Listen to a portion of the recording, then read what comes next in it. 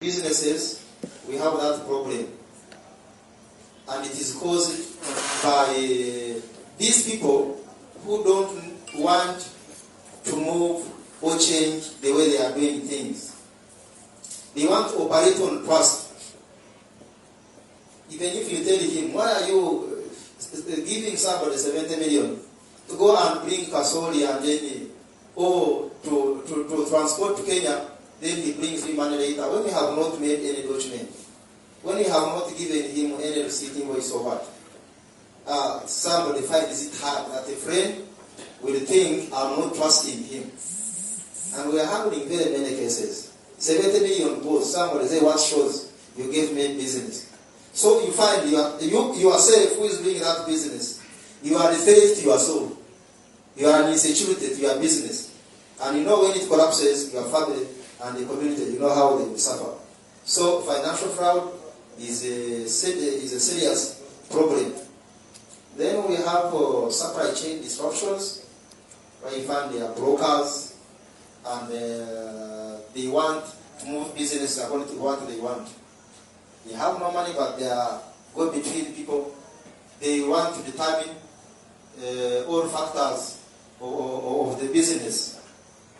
At times, there are areas where you are not supposed to pass, you end up being called. We have labor disputes, like strikes at work, especially these big companies, big businesses. We have corruption and bribery. Corruption and bribery does not take place only in the government offices or government institutions, but also in our private businesses.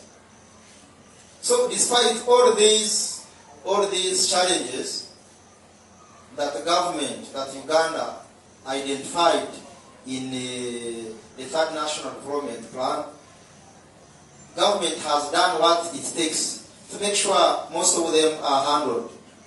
For example, government has progressively and successfully dealt with internal and external threats to security and the peace of the country through various interventions and institutional mechanisms.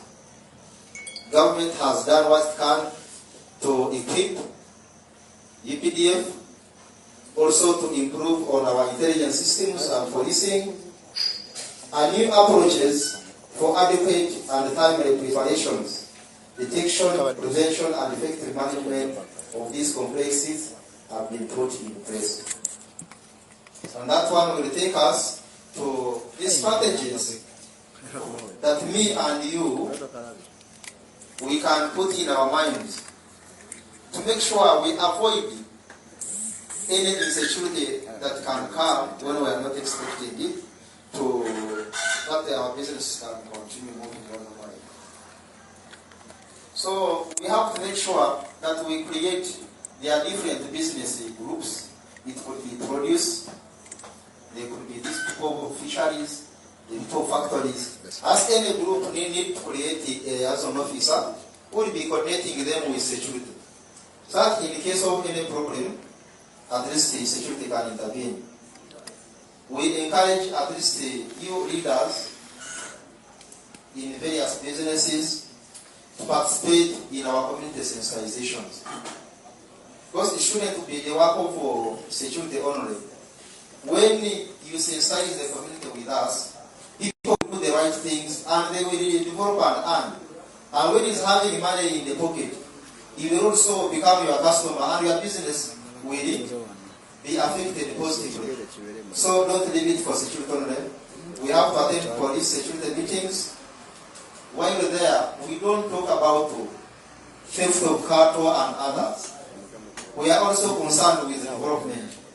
Because we are sure as security, if people are not developed, if they are poor, that is the cause of some of the crimes like stealings and others. So we, as we sensitize, we would love to be with some of you bankers, some of you who have succeeded in some businesses, also to mentor these small businesses and our community people, so that they can copy you, and at the end of the day, everybody becomes rich. If you leave them there, they will steal you and your businesses will go down. Then we have to do some private security partnerships And in fact, banks do it better. They employ some private security guards. And even if they are not banks, a certain street can always group itself. If you are like 50 people, you get some 2 people, you are paying 150 per month. They keep patrolling around that street. And in case of anything, they will be in touch with security immediately as you are sleeping. So all those things need to be done. Then we have to conduct joint security assessments. And this one is always done when we have meetings with you. We have to collaborate with police to conduct the emergency planning. More especially when you are starting with your businesses. You consult police even before establishing it. There is some knowledge we can give you, which can help you prevent maybe fires or maybe even thieves. Instead of reporting to us, immediately it has been burned or immediately you have been robbed. Then we have to report suspicious activities. You see something you are not sure, to be unfamiliar, not to be okay, please you report to us. We also need to start and continue conducting joint drills and exercises, especially in firefighting and control. What does this mean?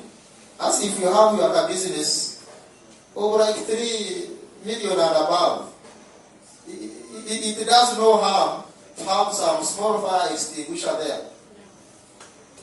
And you don't teach it yourself. You have to collaborate with police.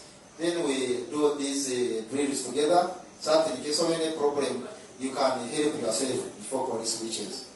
Then information security and awareness. That is what I'm doing now.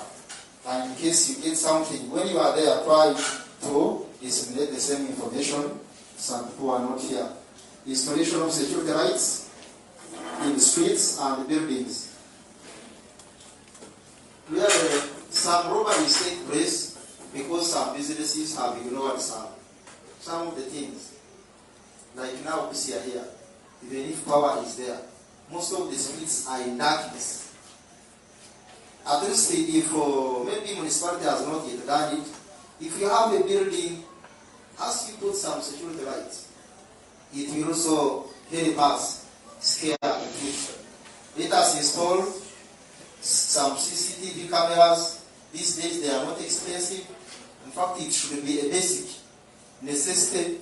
It should be one of the basic requirements you need to be having on business, because those who have them have helped us to get the thieves. You know, the government has installed various cameras on roads and streets, but it is not yet 100%. You can supplement, and also government fills the gaps which are still there. Employing of private security guards, done with that one. Making and keeping of records like receipts and business agreements. I talked about it. It is a trade. Somebody gives 20 million, someone to go and exchange and bring back. Somebody disappears with the money. The next day is at police. Please let us not conduct businesses on trust. People can change. However much somebody has been good, he can get challenges and he's like, after all, there is no evidence.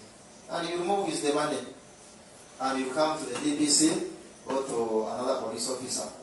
Collaborating with enforcement officers of different agencies, especially URA, to prevent smuggling. However much some people say here that smuggling is the one which gave us tuition, school fees, that is the only thing which can make people who see maybe those border places survive. It can bring down the economy of the country.